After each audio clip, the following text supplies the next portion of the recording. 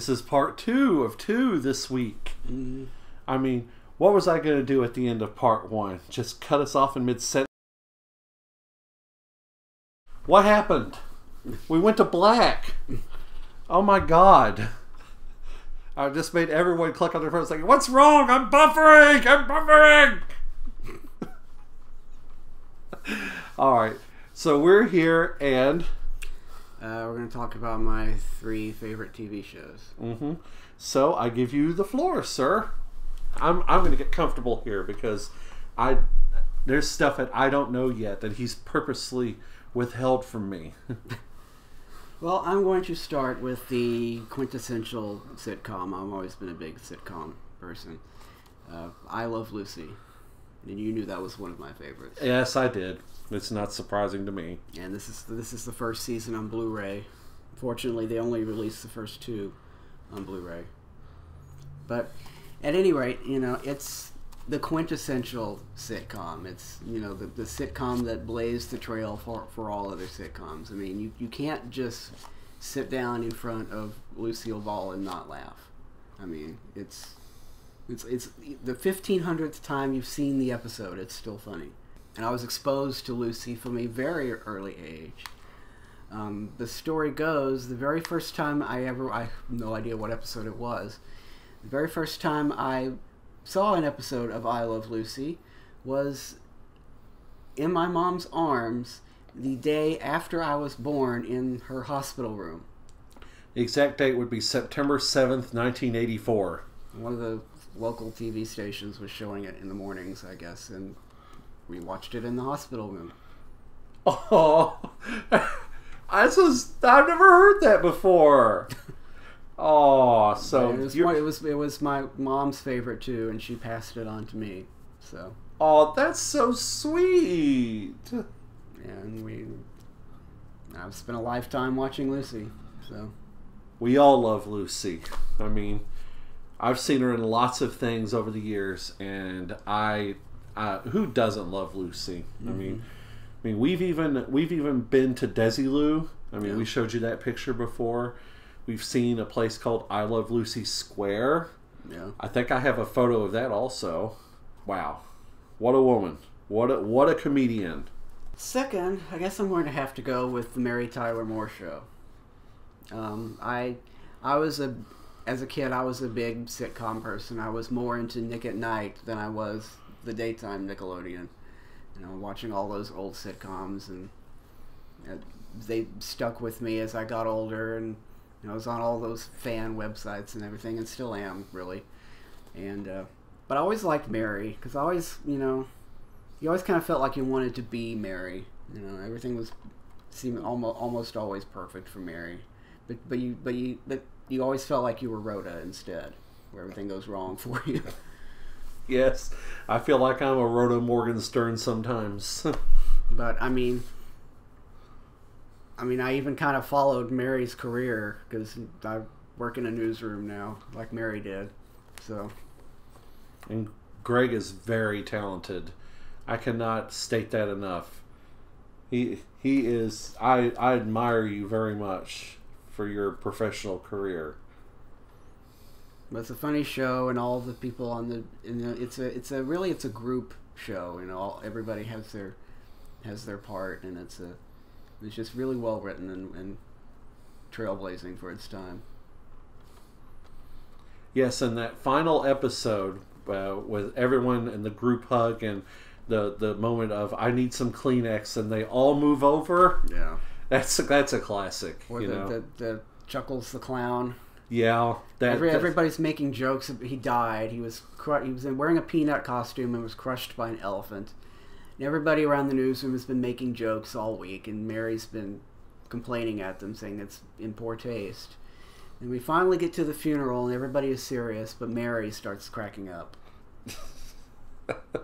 And then at the funeral, Mary starts crying. Well, the minister says, "It's okay. Chuckles would want you to laugh," and then she cries. Then she cries.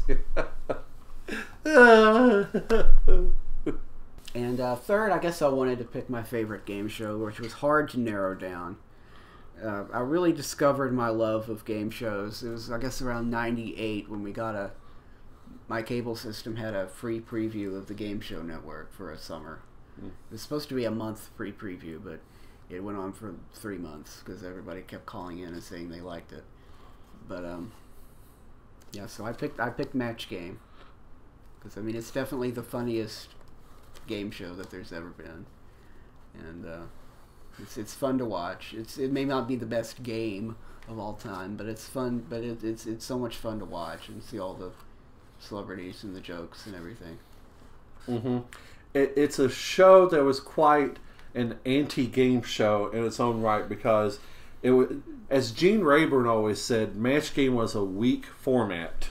Yeah. And if you really just look at the format itself and take the celebrities and all the humor away, it is pretty weak. It's a very basic game. You know, there's not a lot to it. But it's the humor and the comedy that makes it good. And that made it #1 in daytime television for very many years in the mid-'70s, you know, until Family Feud took over that role. Which, I don't know if most people in the audience knows that Family Feud was born from the Supermatch and Match Game. Yeah. Because the Supermatch is a poll of a studio audience. And Family Feud is a survey of people. So it was directly derived from the Supermatch and Match Game. And in case you didn't see what we got while we were in New York City, we pulled it out for you here, is these question cards we got from our friend Jason, who works on the, not the Jason of Rich and Jason, a different Jason. I did want to make that distinction, but these are blank question cards that Alec Baldwin would read a question from during the actual show. And it was interesting that we picked the dates for our vacation, and it was well before the taping dates for Match Game were announced. And when you found that it was that particular week, yeah, and you were about to jump out of your skin, I bet, when you found that out. Yeah. So naturally, we were right on that, and we had a good time. Even though the current version of Match Game is. It's a good update of the 70s version. Yeah, nothing's ever going to top the 70s version, though. Definitely not. And it's real weird with Match Game. I mean, I'm not trying to steal your thunder or anything, but if you watch the later seasons of Match Game, because it was on CBS from 73 to 79, and then the daytime version got canceled. But then they moved it to syndication and did 3 more seasons. If you watch those seasons, yes, the magic was there, but it just kind of felt like it was getting tired at that point. Yeah, plus they started editing the show to death. Yeah, and Richard Dawson was gone. Yeah, he had left in 78 because, of course, he started hosting Family Feud in 76, and that became the #1 show in daytime, and he wanted to solely focus on that show, so there was a big behind-the-scenes squabble, the details of which are not germane to this video, but we're getting off topic. But Match Game is certainly a show that has had a profound effect on both of our lives. Because I started watching the reruns around the same time you did. Yeah. In 98, when they started running again on Game Show Network. Well, those are my top 3 TV shows. Let us know what your top 3 are. Yes, and there are a lot of TV shows out there, and everyone likes different genres of TV shows, and that's great, you know. I mean, we don't expect you to agree with us, but you have your opinions, we have ours, you know. So let's have a great discussion down in the comments. So that's going to do it for now. Yep. All right, if you liked this video, give us a big thumbs up. Yep, thumbs up.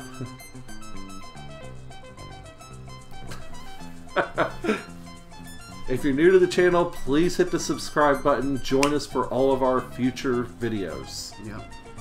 And we might have a thing or two in store in the future. We're not going to tell you yet, but you get to keep watching. All right. And most of all, when you do subscribe, hit the notification bell. Then you get notified when the new videos go up. And most important of all, we love you very much. Yep.